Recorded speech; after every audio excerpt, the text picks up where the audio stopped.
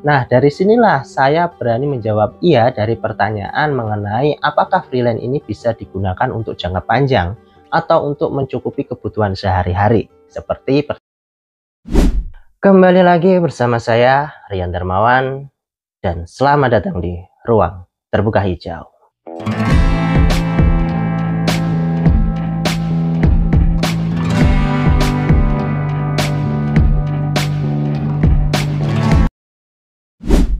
Nah, pembahasan di kali ini saya akan mengajak kalian untuk membahas terkait dengan dunia freelance, di mana menurut saya di saat susah mencari pekerjaan seperti ini, tidak ada salahnya buat kita untuk mencoba peluang di dunia freelance ini, guys.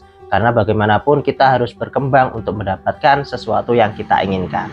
Nah, berhubung ini merupakan dunia freelance, di sini saya akan sedikit bercerita mengenai pengalaman saya sendiri yang sebagai seorang freelance ini, guys. Dan ini merupakan sebuah cerita saja ya daripada pembahasan, karena saya akan bercerita terkait bagaimana saya mendapatkan uang hanya dari rumah saja. Apakah kalian percaya? Enggak. Ya gak apa-apa guys, buat kalian yang gak percaya gak apa-apa. Setidaknya saya akan sedikit memberikan informasi buat kalian. Ya mungkin bisa membantu atau sedikit menginformasikan buat kalian guys ya. Nah, tanpa lama-lama lagi langsung saja kita masuk ke dalam pembahasan mengenai dunia freelance ini. Nah, tapi sebelum itu seperti biasanya, buat kalian yang belum subscribe, silahkan subscribe dulu channel ini agar saya semakin semangat untuk membuat konten buat kalian. Jangan lupa share ya. Yuk.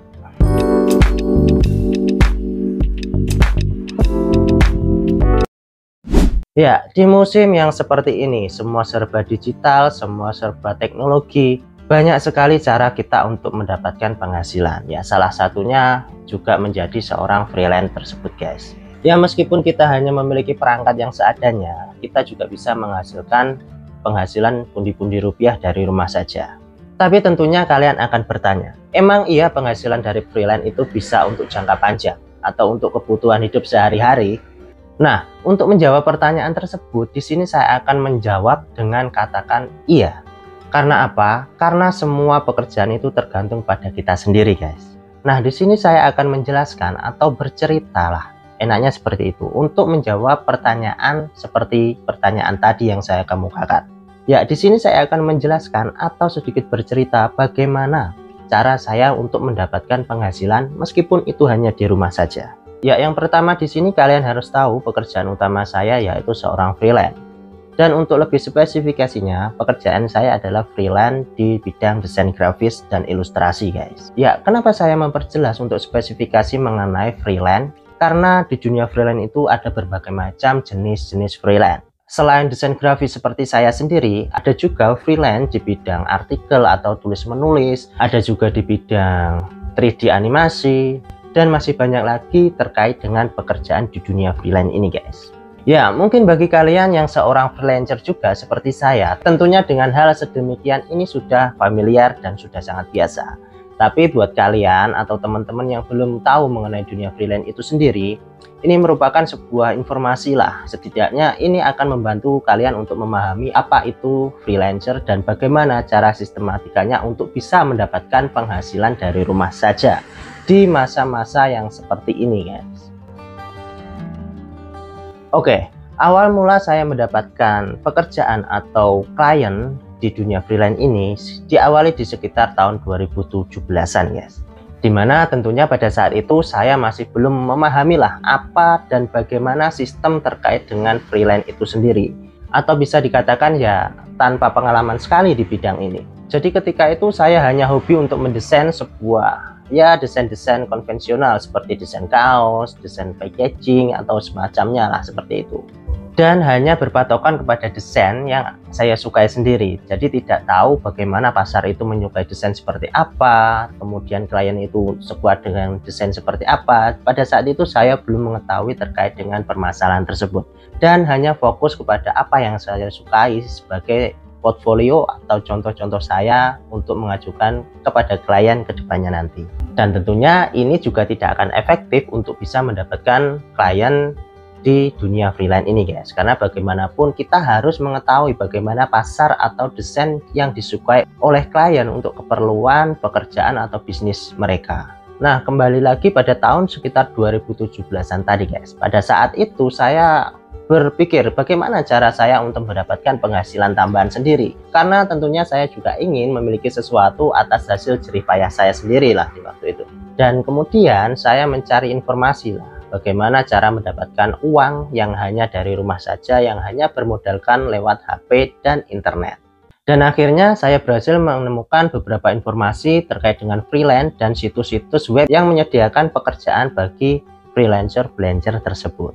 Nah, pada saat itulah saya memulai untuk bekerja atau untuk berkarir di dunia freelance ini guys. Dimana pada saat itu saya langsung mendaftar kepada situs-situs web penyedia jasa freelance tersebut. Seperti misalnya pada saat itu ada freelancer.com, Odex atau yang sekarang menjadi Upwork, ada juga Fiverr. Dan hanya bermodalkan desain yang saya buat asal-asalan tadi secara otodidak juga pula, saya berani untuk mendaftarkan dan mengajukan proposal-proposal tersebut kepada klien-klien di situs-situs tersebut.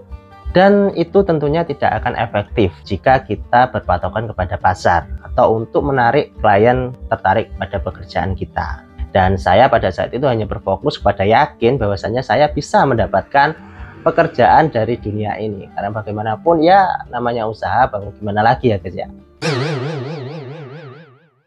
Namun alhamdulillahnya pada saat itu ada rezeki yang berpihak kepada saya. Dan untuk order pertama yang saya dapatkan itu berasal dari Odex atau Upwork yang saat ini. Dan pada saat itu project yang saya kerjakan itu hanya bernilai sekitar $5 saja guys. Dan itu pun masih harus terpotong biaya dari situs penyedia itu sendiri, kemudian pajak-pajak yang lainnya juga.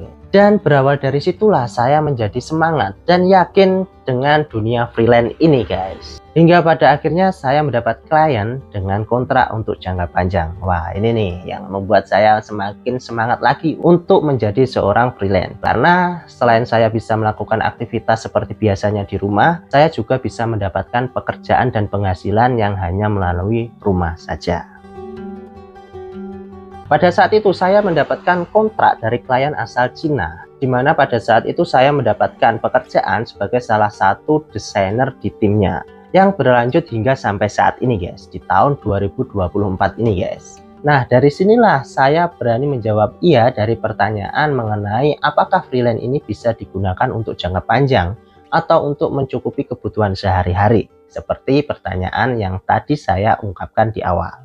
Kemudian berdasarkan hal tersebut, tentunya saat ini saya semakin belajar bagaimana untuk menjadi seorang freelance yang baik dan bisa untuk mendapatkan klien-klien yang lebih banyak lagi, mengerti pasar dan bisa melobi klien untuk bisa mendapatkan pekerjaan jangka panjang.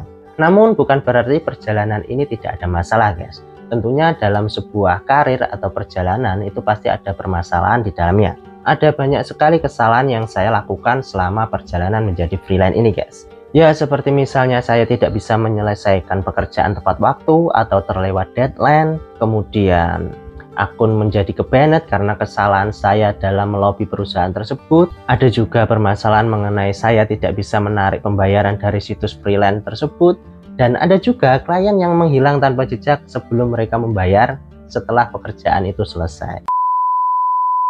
Nah, jadi seperti itu guys, tidak ada hal yang mudah di dunia ini. Meskipun saya kelihatannya berjalan dengan baik, tapi di dalamnya pasti ada kesalahan dan itu pun bisa membuat kita menjadi rancu ataupun bermasalah juga. Ya, bagaimanapun ini merupakan sebuah pengalaman yang tidak luput untuk bisa menjadikan guru saat kita untuk berproses menjadi seorang yang lebih baik lagi. Nah, oke, kembali lagi ke awal ketika saya mendapatkan klien untuk jangka panjang ini. Tentunya setelah saya mendapatkan satu klien jangka panjang ini, saya tidak hanya tinggal diam di situ saja. Saya terus belajar dan berusaha untuk mendapatkan klien-klien lain juga guys. Kemudian juga belajar untuk mengenali pasar yang berhubungan dengan keahlian saya itu sendiri, yaitu di bidang desain grafis dan ilustrasi. Hingga singkat cerita, akhirnya saya mendapatkan beberapa klien di bidang vektor ataupun tracing. Ya, mungkin bagi teman-teman yang sudah biasa menghandle vektor ataupun tracing ini tentunya sudah paham lah mengenai bidang apa ini. Dan tentunya sudah hafal dan paham terkait kapan musim vektor ini sedang ramainya. Dan pada saat musim vektor itu datang, disinilah para teman-teman bos-bos vektor ini mendapatkan hasil yang sangat besar di situ. Bahkan lebih dari $6.000 mereka bisa mendapatkan di waktu musim ini datang. Mungkin buat para bos-bos pet atau bos Simpson atau bos ilustrasi bisa menambahkan di kolom komentar jika masih ada yang kurang dalam penyampaian saya ini. Nah, dari situlah sedikit cerita bagaimana saya mendapatkan pendapatan dari rumah saja. Dan jika kalian bertanya, apa kesibukan saya saat ini? Kesibukan saya sampai saat ini adalah tetap menjadi freelancer full time yang masih menghandle beberapa pekerjaan terkait dengan desain grafis dan ilustrasi. Dan alhamdulillahnya bisa dikatakan cukuplah untuk memenuhi kebutuhan sehari-hari, guys. Nah, namun pendapatan dan pengalaman saya saat ini tentunya masih kalah jauh dibanding dengan bos-bos freelance di luar sana, guys. Dimana mereka sudah bisa membangun studio offline sendiri dan bahkan memiliki banyak tim di studio mereka tersebut, di mana mereka biasa menghandle untuk proyek-proyek besar seperti film 3 dimensi, film animasi, motion grafis, dan masih banyak lagi dengan proyek yang bernilai sangat besar dan fantastis. Dan bahkan nih, saya pernah menonton sebuah podcast di YouTube juga, bahwasanya hanya berawal dari rumah saja dan berawal hanya dari seorang freelance, kini sudah bisa memiliki 2 atau 3 studio desain sendiri secara offline. Dan bahkan bisa mendapatkan omset sebulan itu sampai 30M, guys. Bayangin, guys. Nah, tentunya ini merupakan sebuah motivasi, guys, ya. Bagaimana berawal dari seorang freelance kini memiliki omset yang sebegitu besar. Ya, semoga rezekinya bisa menular ke kita-kita semua ya, guys, ya. Nah, itu tadi, guys, sedikit pembahasan atau sedikit cerita saya terkait dengan bagaimana cara kita mendapatkan penghasilan meskipun hanya di rumah saja. Mungkin jika ada yang belum jelas atau mau ditanyakan, bisa tulis di kolom komentar saja, guys, ya. Dan buat master-master di sana, jika ingin menambahkan terkait dengan penyampaian saya yang masih ada kekurangan, bisa tulis juga di kolom komentar. Mungkin itu juga bisa membantu saya untuk lebih berkembang menjadi seorang yang lebih baik lagi di dunia ini, guys. Nah, oke, sedikit tambahan buat kalian teman-teman yang ingin menjadi seorang freelance. Yang pertama, sebelum kalian ingin atau serius berkecimpung di dalam dunia freelance ini, pastikan kalian sudah yakin dan siap dengan segala resikonya. Hal ini karena apa? Karena di dunia freelance ini kita tidak bisa memastikan untuk bisa mendapatkan order ataupun klien seperti yang kita harapkan. Dan menurut saya pribadi, adanya order ataupun klien itu akan kembali lagi pada rezeki kita sendiri, guys. Ya, kita hanya bisa berharap dan berusaha. Tapi kapan datang rezeki itu tergantung kepada Tuhan yang di sana. Ya, setidaknya kita sudah berusaha, sudah menempatkan portfolio di tempat yang tepat, tentunya suatu saat nanti rezeki itu akan datang sendiri. Nah, oke, setelah kalian yakin dan siap untuk tidak mendapatkan klien di awal ini, nah yang kedua kalian harus fokus untuk masuk di dunia freelance di bidang apa. Ya, mungkin jika kalian suka desain seperti saya, kalian bisa mencoba untuk masuk ke bidang desain. Dan mungkin jika kalian jago editing video, bisa juga masuk ke bidang editing video atau perfilman. Ya, intinya fokuslah ke bidang apa yang kalian suka di tahap awal ini. Nah, kemudian setelah itu, setelah semuanya lengkap dan yakin, kalian harus menyiapkan proposal, portfolio, dan juga profil lengkap. Nah, hal ini digunakan untuk menarik perhatian klien terhadap jasa yang kita sediakan. Dan juga persiapan untuk membuat buyout ketika kita mendapatkan pembayaran pertama nanti. Nah, untuk metode pembayaran sendiri, yang paling populer dan sering saya gunakan yaitu menggunakan PayPal, Wise, ataupun bank transfer langsung. Namun tentunya buat master-master yang sudah berpengalaman di dunia freelancer ini, bisa sharing juga terkait dengan metode pembayaran yang lebih efektif di kolom komentar juga ya. Ya, tentunya ini juga bisa menambah referensi saya untuk lebih mengefisiensi terkait dengan pembayaran juga. Oke, yang terakhir kalian bisa langsung saja mendaftarkan diri kalian kepada situs-situs web penyedia jasa freelancer tersebut. Ya, untuk saat ini umumnya ada Upwork, Fiverr, dan juga ada freelancer.com juga, ada Fastwork, dan masih banyak lagi. Kalian bisa explore di Google lah. Gampang lah, kalian ketik saja bagaimana atau situs web penyedia freelance. Di situ kalian akan bisa mendapatkan banyak sekali terkait dengan situs-situs penyedia website freelancer di sana, guys. Dan setelah semua selesai, tugas terakhir yang kita lakukan adalah memaintain dan menunggu rezeki kita datang. Karena bagaimanapun, meskipun kemampuan yang kita miliki itu sama dengan orang lain, tentunya rezeki tidak akan sama dengan orang lain. Jadi kita yakin saja kepada kemampuan yang kita miliki. Ya, satu lagi. Mungkin kalian bisa menambahkan portfolio kalian di media sosial, ya contohnya Instagram. Karena tidak sedikit cerita, ada klien yang tertarik dengan portfolio kita yang kita pajang di media sosial kita. Ya, salah satunya yaitu Instagram. Dan bagaimanapun dunia digital di saat ini begitu berkembang pesat. Tentunya tidak menutup kemungkinan kita bisa mendapatkan peluang di ranah digital ini juga, guys. Ya, selama kita masih berusaha, tentunya ini bisa dicoba menjadi peluang atau referensi untuk mendapatkan penghasilan di saat keadaan seperti ini. Ya, oke, mungkin itu dulu sedikit pengalaman atau sedikit cerita saya terkait dengan dunia freelance dan bagaimana cara saya mendapatkan penghasilan meskipun itu hanya di rumah saja. Dan dengan adanya video ini, semoga bisa sedikit menambahkan informasi dan bermanfaat bagi kita semua.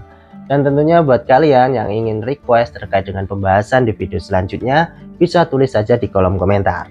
Oke, saya Rian Darmawan dari Ruang Terbuka Hijau. Sampai ketemu di video selanjutnya. Bye.